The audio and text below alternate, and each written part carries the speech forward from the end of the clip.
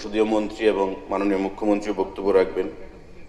আমি খুব সংক্ষেপে শ্রীমতী কল্যাণী রায় মহোদয়া যে মোশন মুভ করেছেন তার সমর্থনে কিছু বক্তব্য রাখছি।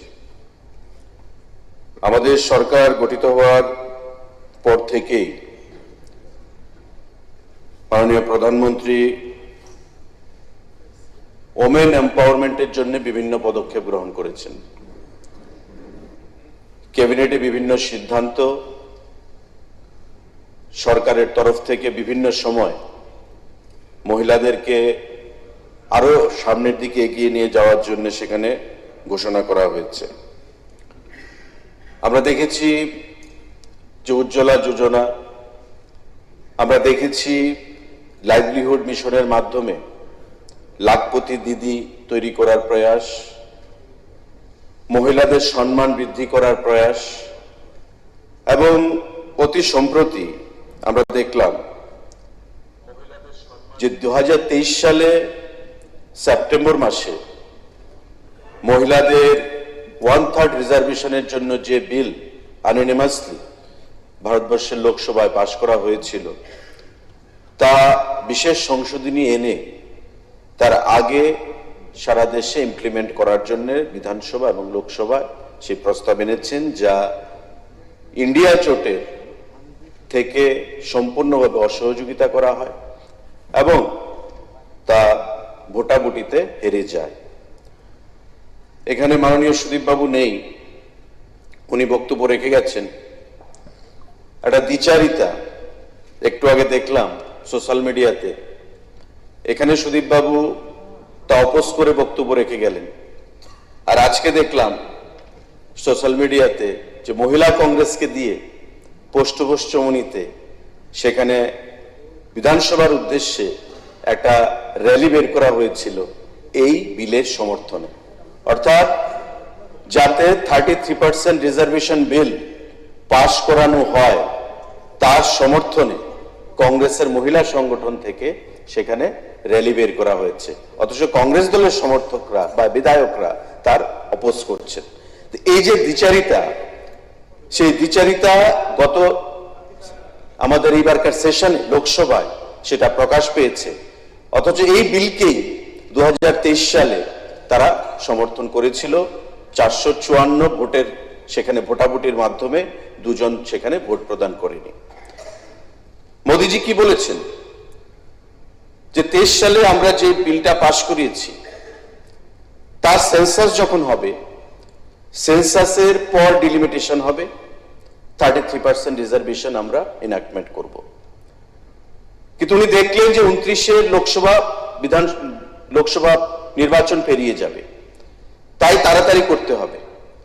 আজকে সেটা মাথায় রেখে এবং সারা দেশে বিধানসভা নির্বাচন একের পর এক অনুষ্ঠিত হচ্ছে, যাতে বিধানসভার ভেতর 33% রিজার্ভেশন চালু করা যায় এবং পরবর্তী সময়ে লোকসভায় যেন চালু করা যায়, তার জন্য সেটাকে আরো অ্যাডভান্সমেন্ট প্রিপোন করে এবারকার সেটাকে অ্যামেন্ডমেন্টের মাধ্যমে উনি করতে চাইলেন।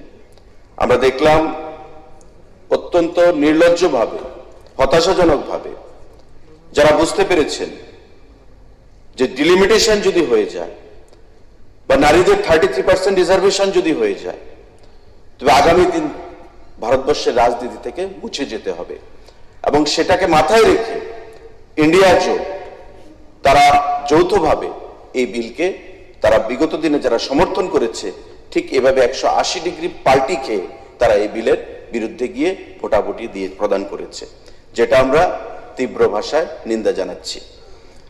আজকের এই মোশন অনেকে অনেক তথ্য দিয়েছে, সংবিধানের অনেক ধারা উপধারার কথা বলেছে, অ্যামেন্ডমেন্টের কথা বলেছে, কিন্তু বাস্তবটা কি? বাস্তবটা হচ্ছে বিগত দিনে ইন্ডিয়া জোটের যারা শরিকরা, যেমন সমাজবাদী পার্টি, রাষ্ট্রীয় জনতা দল লালু প্রসাদ যাদবের পার্টি, ডিএমকে দ্রাবিড় মুনেত্র কারগম যিনি তামিলনাড়ুর শাসক দল, তারা কেউ 33% রিজার্ভেশন বিলকে তারা কখনো সমর্থন করেনি। সমাজবাদী পার্টির দিদেন সুপ্রিমো মুলায়ম সিং যাদব বলেছিলেন লোকসভার ভেতর যে 33% রিজার্ভেশন বিল আমরা সমর্থন করব না যদি 33% রিজার্ভেশন করতে হয় তবে মুসলমানদেরকেও সংরক্ষণ দিতে হবে। ভালো করে জানেন যে ভারতবর্ষের সংবিধান ধর্মের ভিত্তিতে কখনো রিজার্ভেশনকে অ্যালাউ করে না। জাতপাত ধর্মের ভিত্তিতে যে রিজার্ভেশন, তার সমর্থনে মুলায়ম সিং যাদব কথা বলেছিলেন। উদ্দেশ্য কি? ওই একটা বিশেষ সম্প্রদায়ের ভোট ব্যাংক হাসিল করা। আমরা দেখেছি আসাদুদ্দিন ওয়াইসি, আমরা দেখেছি পশ্চিমবাংলার তৃণমূল কংগ্রেস, আমরা দেখেছি কমিউনিস্ট পার্টি অফ ইন্ডিয়া এবং সবার নেতৃত্বে কংগ্রেস দল, যারা ইন্ডিয়া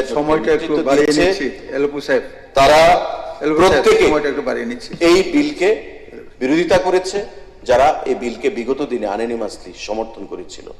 আজকে তাই সারা দেশে এই বিরোধী দলগুলো অস্তিত্ব সংকটে ভুগছে। মাননীয় অধ্যক্ষ মহোদয়, আমাদের দেশে এখানে দীপঙ্কর বাবু থেকে শুরু করে অনেকে বিরোধী দল থেকেও বলেছে, আমাদের শাসক দল থেকেও বলেছে, আমাদের লোকসভায় রিজার্ভেশন কত রয়েছে বর্তমানে মহিলাদের? 14%। আমাদের রাজ্যসভায় 10 থেকে 11%। ইউরোপ, আমাদের আফ্রিকা, বিভিন্ন দেশগুলোতে সেখানে মহিলাদের জন্য ওমেন রিজার্ভেশন রয়েছে। আমেরিকাতে, ইউএস, যদিও পার্লামেন্ট সেটাকে ইনাক্টমেন্ট করেনি, কিন্তু তারপরে 28% এর মতো রিজার্ভেশন সেখানে পিপলস কংগ্রেসের মধ্যে রয়েছে এবং সিনেটে তার থেকে কিছুটা কম রয়েছে। মহিলাদেরকে তারা এম্পাওয়ারমেন্টের জন্য তারা সবসময় বদ্ধপরিকর, তাদেরকে এগিয়ে নিয়ে যাচ্ছে। কিন্তু আমাদের রাজ্যে লোকসভা বলুন, বিধানসভা বলুন, এই 33% রিজার্ভেশন, যে 1/3 রিজার্ভেশনের প্রয়াস আমরা গ্রহণ করেছি, তার বিরোধিতা করে ইন্ডিয়া জোট কংগ্রেস দলের নেতৃত্বে শুধু এটা প্রমাণ করেনি যে তারা বর্তমান শাসক দল বিরোধী, তারা এটা প্রমাণ করতে সারা দেশের কাছে সমর্থ হয়েছে যে তারা মহিলা বিরোধী, এবং মহিলা বিরোধী বলেই সারা দেশে আজকে তারা নিঃশেষিত হতে চলেছে।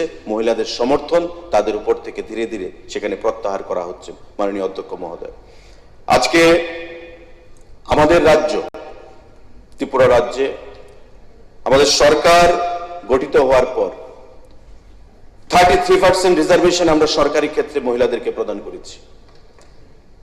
এটা টিপিএসসি বলুন, এটা জেআরবিটি বলুন, এটা টিআরবিটি বলুন, সরকারি বিভিন্ন স্তরের রিক্রুটমেন্ট বলুন, প্রতিটা ক্ষেত্রে আমরা মহিলাদেরকে 33% রিজার্ভেশন প্রদান করেছি এবং চাকরিতে তারা 33% রিজার্ভেশন তারা সেখানে সুযোগ গ্রহণ করছে।